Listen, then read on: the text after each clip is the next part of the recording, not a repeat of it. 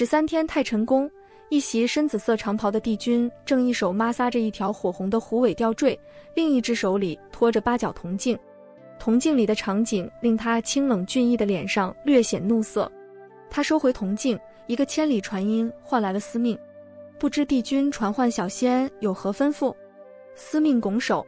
帝君微微收敛怒色，去洗无宫传话给凤九女君，庆云殿家宴结束后来太晨宫一趟。是。司命不免震惊。据他所知，这几百年以来，帝君虽然偶然拿着铜镜看看凤九殿下，虽然一直在寻找三生石的解法，却从未主动找过凤九。他当然不知道自己老板之前去桃林与凤九表明心迹之事，今天这是受什么刺激了？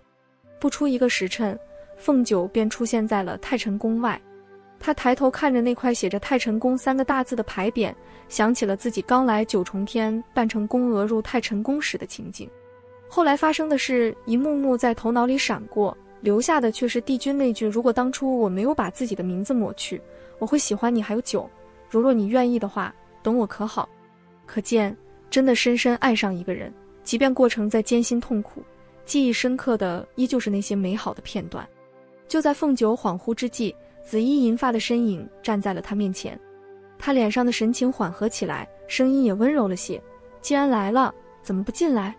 凤九闻声回过神，看了一眼站在大门里面对着他的帝君，又迅速低下目光去，微微躬身道：帝君。不知帝君传凤九前来是有何事？帝君不知是不是自己的错觉，他觉得凤九的语气有些疏离。转念一想，可能是太久没有来这太晨宫，小狐狸拘谨了些，于是他的声音更加温柔起来。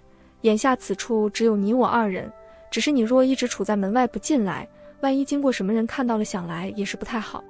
凤九这才意识到自己还在宫门外站着，没等帝君话音落下，便一个机灵快步进了太晨宫。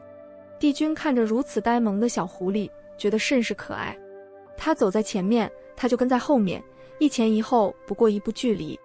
他忽然想到了什么，毫无征兆地停下了脚步，果然他还是一个没刹住车，撞上了他的后背。从前他不曾转过身去看他，就只是让他这么跟着。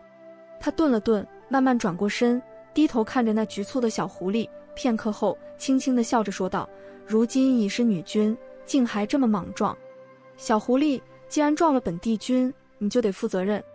凤九一懵，他根本没想到帝君会回头看他，更不没想到他这般毛毛躁躁的帝君竟然有心思搭理他。帝君这话实在责备他吗？听上去是了，而且他说的对，自己已经是女君了，走路还能撞到人，这要是传到他东荒万万子民的耳朵里，岂不丢脸了？于是他十分懊悔地说：都是凤九太过毛躁，实在不是有意冲撞帝君的，还请帝君大人有大量，不要同凤九计较。斗狐狸可以说是帝君除了喝茶读经下棋钓鱼之外的另一爱好，几百年不斗，这种乐趣甚是令帝君怀念。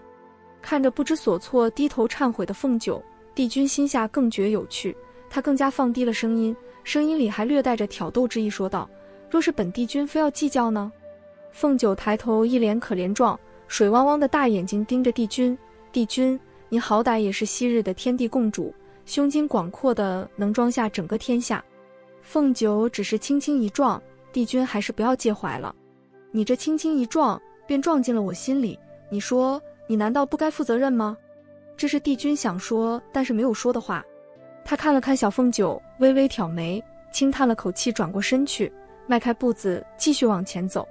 凤九见状松了口气，跟了上去，边走边想：几百年不见，帝君怎么变得这么小气？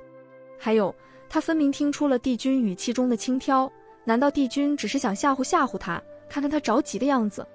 大坏蛋，不厚道。凤九心里暗暗嘀咕着。凤九只顾自己胡思乱想，并未注意到帝君领他来了这个地方。还记得他400年前在太晨宫做狐狸时，帝君曾带他来这里赏美景，饮美酒。后来他以为帝君喝醉了，还偷偷亲了他。偷偷亲他，他之前那只小狐狸也这么干过，他也默许了。帝君转身看到凤九脸上不仅没有喜悦之色，反而眉头微蹙着。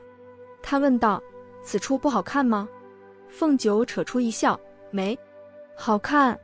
帝君看着他，觉得他有心事，想来大抵是刚刚旭阳那一闹搞得他心情烦乱。于是他什么也没说，只是轻轻伸手揽过凤九，温柔无比却坚定有力地说：九儿，本帝君还记得，在凡间时我就与你说过，我生生世世都不会负你。后来回到天宫，我失去法力无法护你，再加上三生石的问题没有解决，我给不了你正经的名分，所以一次次对你冷言冷语，想让你对我死心。可是我却忘了，就连我都做不到的事，我怎能要求你做到？原来由天定，缘去人自夺。从前是本君太过懦弱，竟还拿什么天命苍生来当借口。如今我既然说了要你等我，我就定会给你一个交代。不管是谁，哪怕是天，都阻拦不了本帝君。凤九眼中已然噙满泪水，她伸手抱紧帝君的腰身，脸颊贴在他温热的胸前，哽咽着说道：帝君，有你这番话，九儿已经不再要求什么了。只是九儿还是那句话，帝君生，凤九便生，帝君若不在了，凤九也定会追随帝君而去。这是九儿的底线。我可以忍着不跟帝君在一起，但是绝不能忍受这世界上再也没有帝君。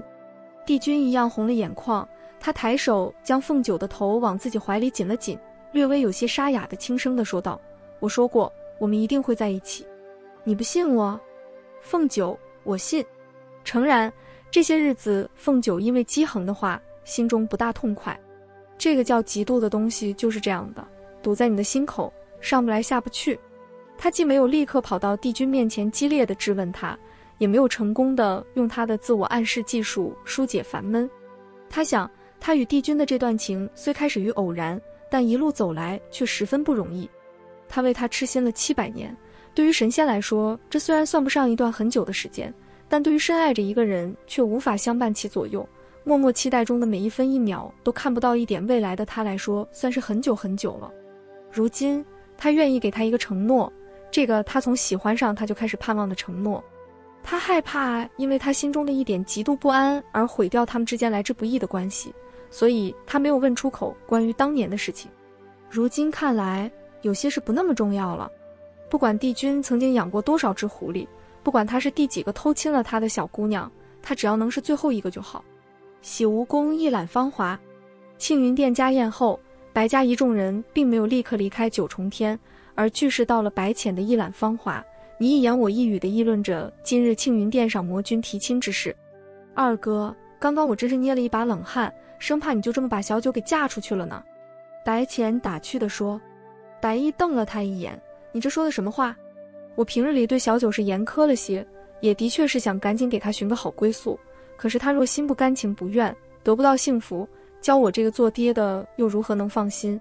白珍说，是啊是啊，二哥是最为小九着想的，想我们青丘向来是两情相悦才能在一处，从来没有过什么父母之命媒妁之言的包办婚姻的，到了小九，这肯定也是如此才好。折言说，只是那赤之魔君2次3番当众表明心意，看他对小九似乎也是情根深种，可惜了。夜华，可惜什么？白珍，可惜咱们家小九就是忘不掉那位帝君，不管是谁送上门来都是可惜。白浅，四哥，话也不能这么说。你看这家宴刚结束，司命不就传帝君的话让凤九去太晨宫了吗？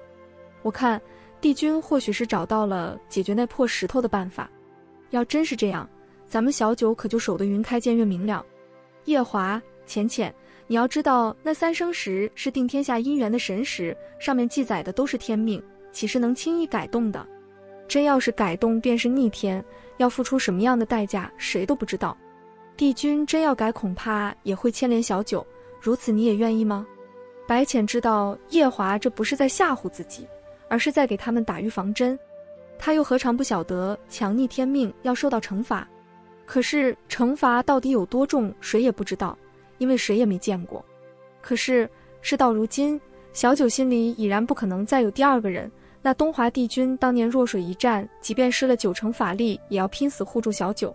这几百年来，又将他的断尾做成腰坠，日日戴在身上，想必也是对小九情根深重了。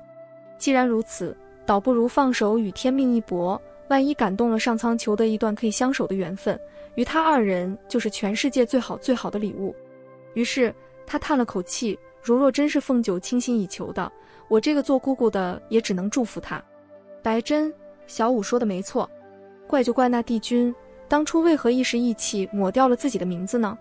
如今害得我们小九为了他伤成这样。折言，当年魔族始祖女神邵婉与墨渊上神是一对有情人，可是碍于双方的身份关系，一直没能好好的在一起。后来神魔一场大战中，邵婉死在墨渊的剑下。东华帝君当时为了净化妙义慧明镜中的妖尊渺落，而没有及时去帮他的好友邵婉。后来帝君赶到时，邵婉已经奄奄一息，帝君亲自将他埋在了他出生的张尾山。看着墨渊心痛欲绝的样子，帝君感叹世间情缘是颗苦果，是个负累，他没有爱过谁，亦觉得自己不会更无需爱谁，于是便将自己的名字从三生石上抹去了。白浅真是自大的家伙，天作孽犹可畏，自作孽不可活，却偏偏还要连累我们小九。一旁沉默了许久的白毅开口道：罢了，顺其自然好了。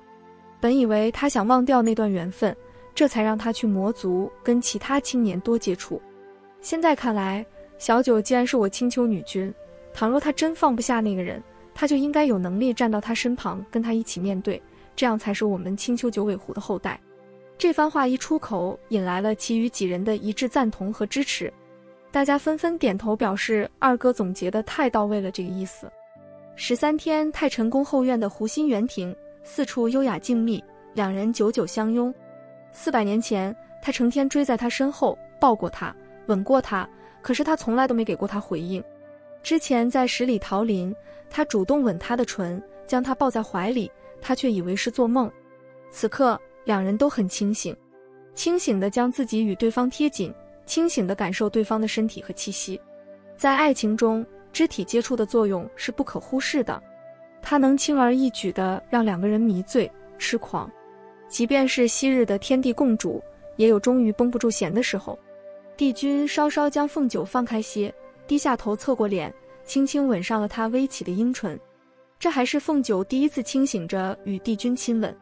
当他微凉的唇贴上他自己的嘴唇时，他只觉大脑一片空白，全身又酥又麻，绵软无力。帝君感觉到了他身体的颤动，一把将他揽得更紧，同时将自己柔软的舌头伸入他口中，灵活地探过每处细节，肆意地感受着他的芳息，仿佛想要将他融入自己的身体。那专属于他的清冷却令人安心的气息，以及霸道又不失温柔的力度，让凤九虽然滴酒未沾，却好像醉得不轻一样，恍恍惚惚，却又难分难舍。两人缠绵了良久，凤九终于稍稍有些回过神来，他试着往外推了推帝君，却被他扣得更紧。于是他略有些着急的小声说道：帝君，这大庭广众的，我们这样不太好吧？只听得他头上传来一阵低沉富有磁性，且一听就听出其中的笑意的男声。你之前以为我要应节，忽然跑来太晨宫抱着我，那时都不怕丢人，怎么如今反倒害羞了？凤九听他提起就是，而且那件就是的确是自己听信程昱的话，欠考虑一时冲动才造成的一个笑话，不禁更加脸红羞怯，但嘴上还不服软。那是凤九以为帝君要应节，那么大的事摆在眼前，哪还顾得上害羞？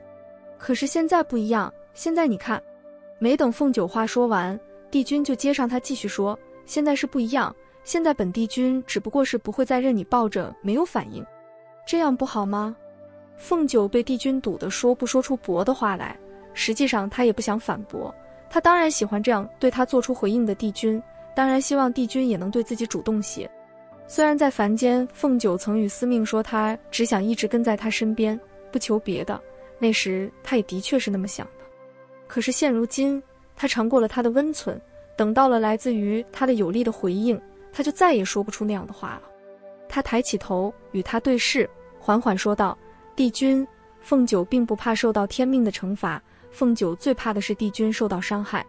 可是凤九现在不怕了，因为我要跟你一起承担，无论如何不让你一个人。帝君，你会一直对九儿这般好吗？帝君泪湿眼眶，却对他面前的人柔情一笑，声音有些哽咽，却掩藏不住无限宠爱地说道：自然会。13天，太晨宫。帝君最近满脑子都是三生石和凤九，连往日最喜欢读的佛经都被抛在了一边。除了佛经之外，袅袅升起的白檀香烟和冒着热气的清茶，这2样帝君标配还是没变。这日，帝君正斜倚着坐榻的扶手，一手撑头，一手有一搭没一搭地把玩着茶杯时，一个一身灰袍的男子走进了帝君书房。还未走到近前，男子恭敬的一个作揖，道：“奉行见过东华帝君。”帝君有预感他会来寻他，不过没想到这么快。对于这个一直跟着邵婉、忠心耿耿的奉行，帝君是了解的。奉行守了邵婉19万年不肯离开，如今来太晨宫找他，想必是与邵婉的弟弟仲隐有关。帝君对待故人一向客气，如果此时是司命或者连宋站在他面前，他不一定会抬眼，但是奉行的话，帝君还是有礼貌地抬头回应了他。虽然帝君自认为很有礼貌，但是你可以脑补一下他那本来就不会做什么表情的脸。奉行，你来太晨宫有何事？帝君，奉行就有话直说了。奉行来找帝君是为了仲隐殿下。帝君一挑眉，收回看着奉行的目光，看向了远处，眼中神色复杂。他恨墨渊，恨天族，想要向墨渊报复。可是他并不打算杀墨渊，虽然他要动手的话，墨渊绝不会还手，但他不会杀了邵婉心爱之人。奉行心头一紧，与东华帝君阔别了19万年，他竟差点忘了帝君是何其智慧之人。帝君说的不错，仲隐不想杀墨渊，可却恨着墨渊，恨着天下。奉行曾不止一次劝过仲隐，可是他做思想政治教育工作的功力实在不到家，他最不会劝人。以前劝不住邵婉离墨渊远点，后来也劝不动仲隐放下仇恨。唉，想想真是失败。奉行不禁叹了口气，心想这就传说中的天意，在天意面前，谁能逆流而上，扭转乾坤呢？帝君说的一点没错，帝君果然英明不减当年。奉行一拱手，然而帝君36万年来听过的恭维话写在纸上排起来都能绕地球300圈了。比起这个，他更想了解仲隐有什么本事。那个白衣男孩在他眼中向来是安静倔强的，这样的人心中若是充满仇恨，该是比较棘手的一件事吧。于是帝君看着奉行，淡淡说道：“他打算怎么做？”只见奉行眼中立时染上深深的忧色，顿了一顿，以平静的就像讲一个跟他们都无甚关系的故事一般的语气说道：“帝君可听说过写蛊之术？会这一门秘术的人本来就极少，如今恐怕只有仲隐了。他什么都没有，只有心里的恨，也只有这恨就足够了。”奉行这样说，帝君可明白了？帝君着实一惊，写蛊这个词他已经有20多万年没听人说起过了。这一技术听着就令人脊背发凉，其威力也是不可小觑的。说到这里，就要讲一讲这20多万年前的事了。想当年，一族老一君，也就是秦苍的爷爷，就是被人施了这个术法，变得丧心病狂，一时间功力大增，天一魔3族大战一场。那会刚刚成为天地共主的帝君再次发挥了他以战止战的特长，将一族的气势压下来，否则于天下生灵将会是一场浩劫。再说这个施写蛊术的人，此人本是天族私战的军师，善文不善武，性子向来冷了些，一朝得罪了天族的首领，被架空了职位不说，还欺负他打架不好，设计了一个阴谋，杀害了他夫人。这么一来，这位军师彻底被惹怒了，于是他二话不说，将自己全身的血液引出来炼成血蛊，再撑着最后一口气将血蛊种在了老一君心头上，然后就有了后面的一场风波。不过帝君觉得实在不怪这位军师有此一举，那天族首领也未免太心胸狭窄而且无耻。帝君他老人家本来不喜欢干涉各个部族的内政，也不管哪个族是谁做首领，但是这件事给了帝君一个教训，他觉得如果一个族的老大人品不行，那就迟早得让这个族人甚至天下因为他而遭殃。所以帝君平定了这场祸乱之后，立马就将那个卑鄙的天族首领除去仙籍，丢去了畜生道，然后重新选出了一位他觉得还行的天族老大。这件事还给帝君提了个醒，那就是必须订立一套严明的法典，免得再出这样的乱子。没想到时隔20几万年，还有人用这个术法，而这人居然是避世了19万年的仲隐。其实这一术法操作起来并不难，但其威力是因不同人的体质不同而异的。帝君所见过使用邪蛊的，除了那位军师以外，其余的基本上也就是令被下蛊的人头疼脑热，说胡话个几日，症状就散去了，绝对到不了那般足以撼动天下的程度。而且他还有个要素，那就是炼制邪蛊之人必须心中有强烈的持续不断的恨，恨越强，蛊的力量就越强。可是远古洪荒那会，大家都为了活命不断打架，伤过人也被人伤过，朝不保夕的日子，谁还有功夫恨？后来天下终于稍微太平了一些，各路神魔也都松了口气，归顺于他们的天地共主东华帝君。你不犯我，我不犯你，自然没那么多深仇大恨的。于是久而久之，这费力不怎么讨好的邪蛊术就渐渐被人们弃了。帝君记得，这邪蛊术有2种，一是用全身血液凝成，特点是成效快，威力猛，但相当于自杀，就像当年那位军师那样。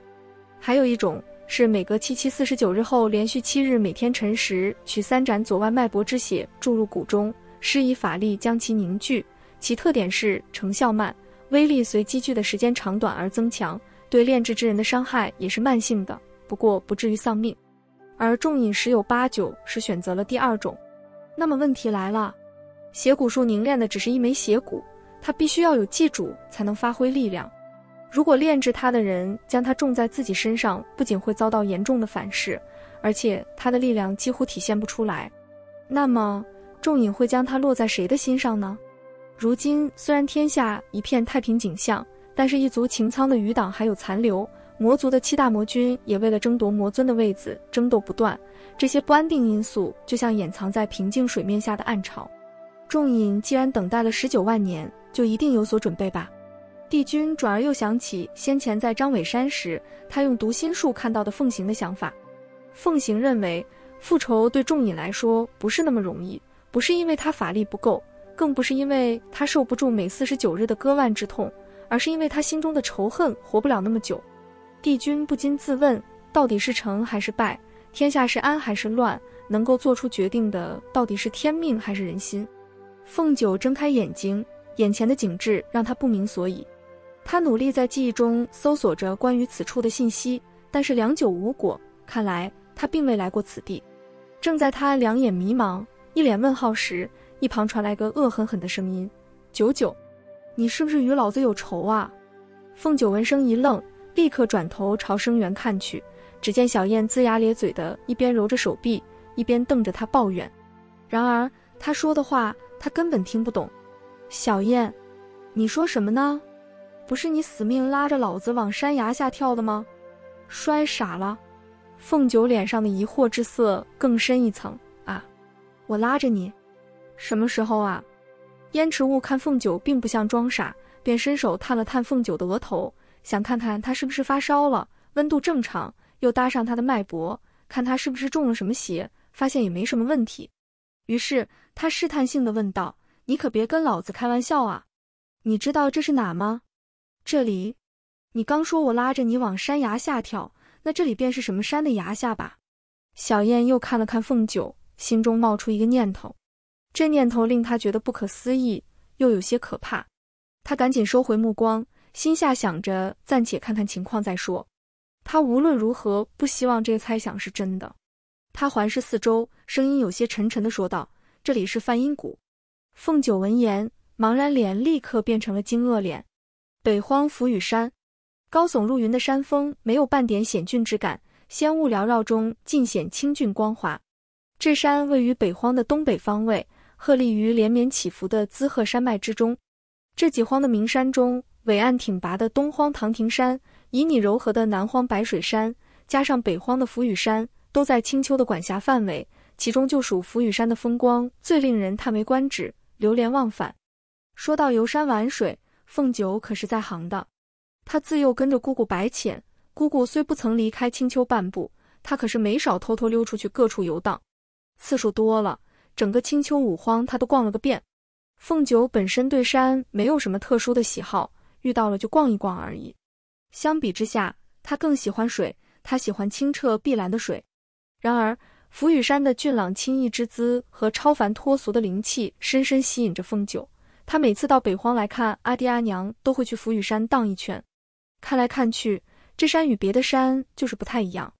当然，不一样的地方不仅仅是他集俊朗与秀美于一体又毫无违和感，还因为这与红尘隔绝的颇有神秘色彩的梵音谷的唯一一处入口就在福羽山之巅。谷中世代居住着比鸟一族，他们平常不喜与外界打交道，遂长时间将这山谷封闭着，一个甲子年才开一回。而且比鸟族人因为寿命比其他族的神仙要短很多，大约只有几千年，因此长相也就比同龄的其他族人显老的不是一星半点。如是种种都让其他神族人觉得比鸟族和梵音谷是与众不同的。凤九曾听家里的长辈提到过，说他们青丘一族早年间与比鸟族有过节，至今仍然关系不太和睦。上次姑姑姑父大婚，如若不是迫于天族之威，本来就不爱凑热闹，而且又跟青丘结过梁子的比鸟族也不会派使节去参加宴会。以上就是凤九关于梵音谷的所有认识。小燕告诉他，他们此刻身处的地方就是梵音谷。他最初是惊诧的，马上又开始怀疑，因为他丝毫也不记得自己拉着小燕从福羽山上往下跳的事，更加不明白自己为何要如此做。他想，今日莫不是愚人节？然而他并不急着拆穿他，且先与他斗上一斗。小燕，据我所知，这梵音谷60年才开一次，而且谷中的比鸟族很少与外界来往。你是如何知道此处是梵音谷的？小燕一脸严肃，老子怎么不知道？几万年前，老子约冰块脸决斗就在这福羽山上，结果打着打着，不知道怎么就被这小子打得从山崖掉下去，正好梵音谷开谷，老子就进来了。该死的冰块脸，就是他害老子在这鬼地方待了60年才出去。他越说越激动。凤九见状，赶忙安抚他的情绪，不是你主动找帝君打架的吗？怎么是他害的？话一出口，凤九立马觉得这并不像是安慰，更像是挑衅。果然，燕池雾一听这话，立刻狠狠地瞪着他，比刚刚指责他拉他下来时还咬牙切齿地说，九九你就是个重色轻友的家伙。凤九面露愧色，不知道怎么安慰小燕好了。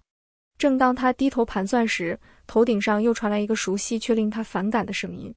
他抬头一看，只见说话那人一身玄衣，脸上和煦的笑容令他浑身不舒服。他心想，真是阴魂不散。旭阳走过来，燕池雾、凤九女君，你们怎么不站起来？可是摔伤了。小燕抬头看着他有些疑惑，你怎么也下来了？刚刚没见你呀。凤九没有理他，只是瞥了他一眼，又低下头来，心里暗暗咒骂。本来他看旭阳对姬恒掏心掏肺的疼爱，觉得他人还挺好的，打算不与他计较他之前在凌霄殿搞出来的事情了。然而前些日子在庆云殿发生的事让他始料不及，又心生厌恶。他对于他到底打着什么算盘没有一点兴趣，他只是不想见到他。旭阳当然能看出凤九对他的情绪，他也不打算放弃。凤九不看他，他就直直地盯着凤九。虽然是回答燕池雾的话，却一直看着凤九。我是见凤九女君拉着燕兄跳崖，担心你们有什么闪失，于是便跟着跳下来了。小燕一听，立马跳起来，焦急地问道，那姬恒呢？你留他一个人在山上了？凤九心下一震，看他们的样子不像在开玩笑，莫非他真的从福羽山上跳下去，落到了梵音谷里？他们跳崖时姬恒也在吗？他怎么一点印象也没有呢？旭阳不紧不慢地说道，他会自己回去的。小燕上下打量着旭阳，哦，那你下来干嘛？凤九觉得旭阳有些不对劲，他这么疼爱姬恒，怎么会抛下他与他们二人一起落入梵音谷呢？要知道，这地方一进来就是60年，莫非这旭阳又想打他什么主意才跟进来的？想着，凤九抬眼瞪了旭阳一眼，似乎是想警告他别再招惹他。旭阳对上凤九的眼神，一个暖洋洋的笑容立刻在他脸上漾开。他一边伸手扶起凤九，一边说道，旭阳爱慕凤九女君，这是在四海八荒已经不是秘密。女君进了梵音谷，旭阳自然是要跟随着一同进来的。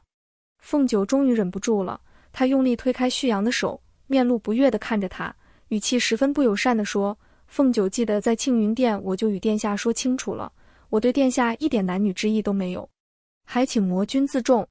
此话一出，一旁的燕池雾一愣，他没见过凤九对谁有过这般不客气且强硬的态度。导师旭阳对凤九的话好像并不介意，只是微微颔首一笑，不再说什么。